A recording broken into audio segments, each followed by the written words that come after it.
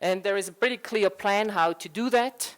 You have to get more sunlight into the leaves, you have to put a bigger spike on, and then you have to see that the whole thing doesn't topple over, so you have to make a stronger stem. Yeah. Seeds of discovery. We have germplasm bank over there. They have in our germplasm bank, in the bunker, we call it, which is very secure for earthquake and fires and volcano, and if Popo is smoking, Popo, volcano nearby, smoking, but we are pretty well protected. We have the maize genetic resources of this world there, and we have the wheat genetic resources of this world in that bunker. There are about 27,000 populations of maize. This is like each of Mexico City. Mexico City, you have a lot of people living in. Well, we have 27,000 Mexico cities in the germplasm bank in terms of these are 20,000 cities of maize in our germplasm bank. We have 180,000 lines of wheat in the germplasm bank. This is like gold. Gold because it is the basis of every breeding project.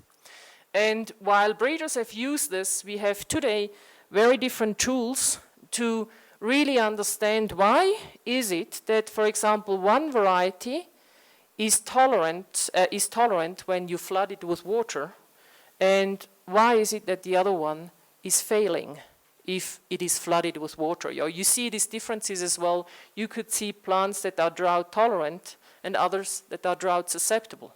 Now we all, of course, want to select these varieties. What we are doing, and there is a large team at CIMMYT at the moment who is going and looking at the genome, that is at the genetic code of each of these varieties, and reads it. And by reading it, these are not GMOs, they're simply reading it, we understand the plant. We understand the plant better, and we can say, this is how it relates to these differences. And if we understand the plant better, we can then say, it is this component that makes this different, and we can use this much better in breeding. Yeah? So a large team works on that. Well, we have had successes. We have two people here that work with seed systems in Africa, and they are I wouldn't say at the end, because our story always continues, but at a crucial time, we have developed drought-tolerant maize varieties. They are much higher yielding if there is drought. So if the rain is variable, they still produce much more yield. And we are at the moment, there is a large number of these have been released in Africa, and we are now working with small companies to produce this seed, that the seed indeed goes to the farmer. So we don't just do the research, we make sure that the seed is going out, or any other research product that we are doing. We are at the moment scaling up very much the collaboration with Mexico, because Mexico and the leaders in Mexico have recognized that climate change and the food insecurity will affect this country, that agricultural production stays low or even goes down, and that you may have more food riots if food prices are going up. So Mexican leaders, the Mexican president, the leaders of SAGAPA have said, we want that agricultural production in Mexico goes up in spite of climate change and in spite of that we have problems with irrigation and water. And they have started a new partnership with CIMMYT, which is called Masagro. And whoever works in Mexico will hear a lot about Masagro. This is a huge collaborative program for 10 years between the Mexican government and CIMMYT. That is how it started out. In the meantime, we have many state governments already making agreements with us, companies. We have different research institutions, so it's a huge coalition. We call it a movement to change production in maize and wheat-based systems in Mexico, which are very important in Mexico. So components like Seeds of Discovery, Take It to the Farmer, Wheat Yield Consortium, the International Maize Improvement for Latin America, these are integral components of this big program. This is Felipe Calderon. I think you all still recognize your current president. We will have a change in president, but he said this project is the most important legacy in agricultural policy of the current administration. They recognize the time. They are very committed to make agriculture in Mexico changing. We do the same thing in India, for example. We have, why do I not talk about Africa? We have very, very strong programs in Africa. That has happened there. They have recognized the times earlier, so we have very, very strong. But more recently, we started South Asia. In South Asia, it sounded like Asia is getting out of increasing its wealth and taking care of its own situation. What they didn't consider is climate change, and they didn't consider that the demand for food will go up so much that they will not keep pace in terms of production.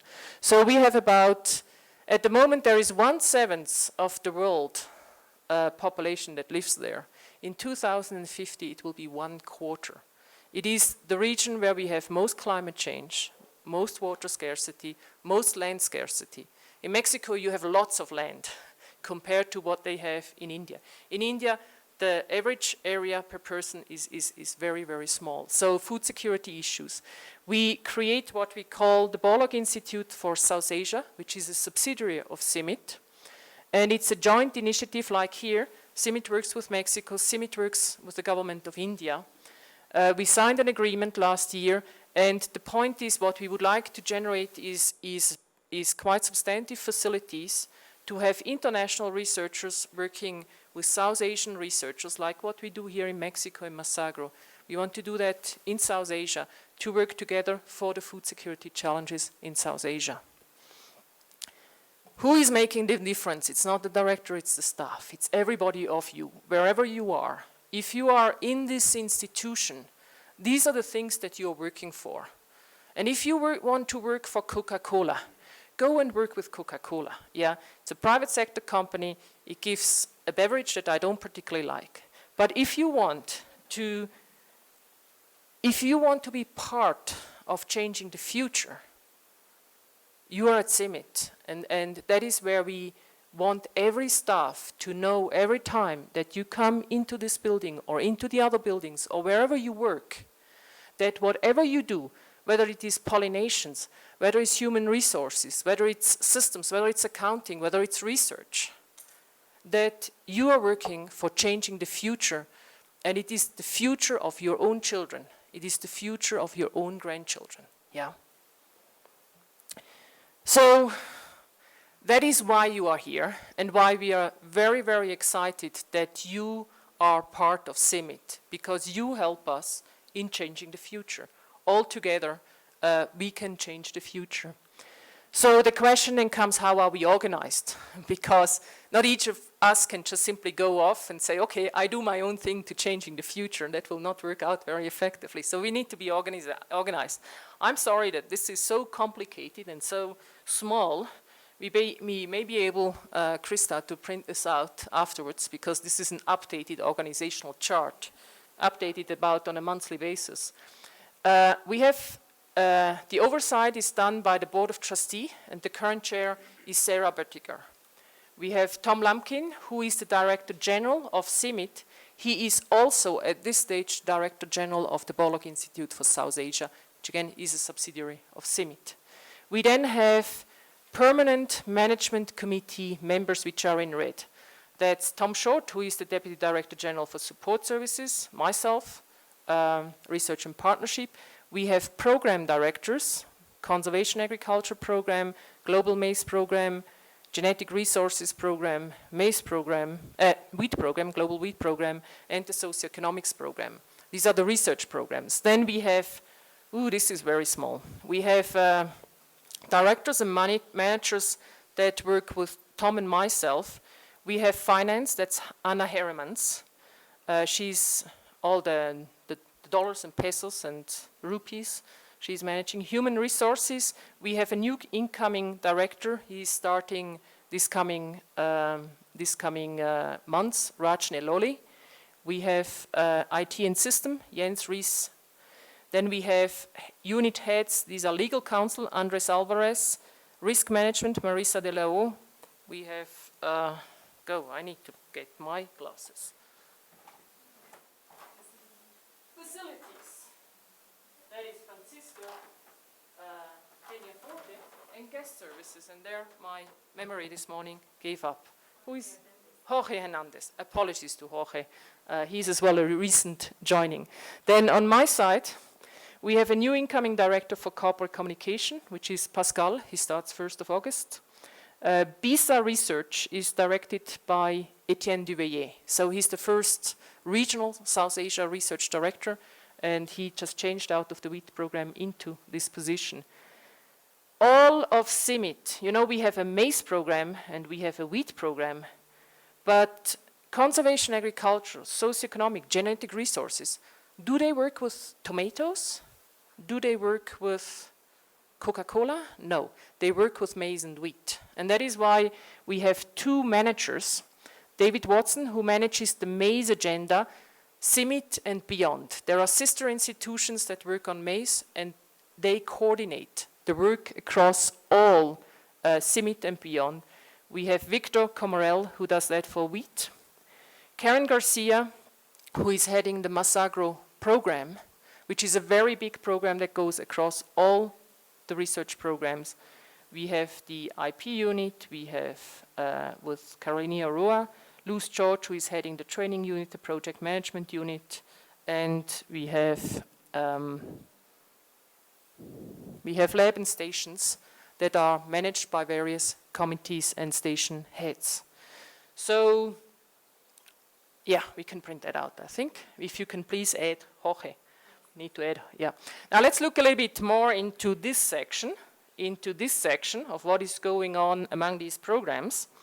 We have, again, these are the abbreviations for the programs, and I added corporate communication here, even though it's not a research program, but just to see, what are they doing? Conservation agriculture, they work on conservation agriculture-based maize and wheat systems, and we have several members here. Who is in conservation agriculture program? Yeah, okay. They work on precision agriculture tool. Today, you can give with a cell phone advice to a farmer. You can put any information into a cell phone. If you want to have that information to be appropriate for that farmer, you use new tools that we are developing currently, and it's a cell phone convened precision agriculture that we are developing. So it works a lot with cell phone-based scale-out. We have the maize program who works on molecular breeding on maize. Wheat does it on wheat. Field-based breeding, maize and wheat.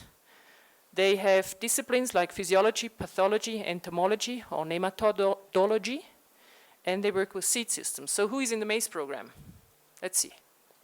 Okay, who is in the wheat program? Okay. Genetic resources, they are taking care of the bunker of the germplasm bank. They deal with transgenics. We are building new facilities, new transgenic greenhouses. They look at, they are in charge of the Seeds of Discovery project, and they deal a lot with bioinformatics. So who is in the genetic resources program? Yes, I saw genetic resources program, yeah. And socioeconomics, focus on targeting, impact assessment, value chain research. Who is in socioeconomics? Yes. Targeting is, for example, GIS work, modeling. And then corporate communication, they also work on with fundraising. Knowledge management, we get a new head of knowledge management in 1st of September, and with training standards. How do we do good training, even though the training happens all across the programs? Now we have projects. Most people in CIMMYT, most research is done through big projects. The biggest project is Masagro. We have other projects like drought-tolerant maize for Africa. We have projects like, who knows a project? Who knows a project? CCAFs is a project for us. Yeah, the climate change is a project for us. Seeds of Discovery is a project for us. So you will hear these names. So there are different dimensions. What am I? Am I a project? Am I a program? Am I a location? You know what? You are all of it. Because every person, you are a member of a program or a unit. And I saw that everybody put up their hand, so you know which program or unit, and that's overseen by a director, a manager, or a head. You contribute as project member to distinct projects. Whoever is in research is actually a member to a project. And that is overseen by a project leader.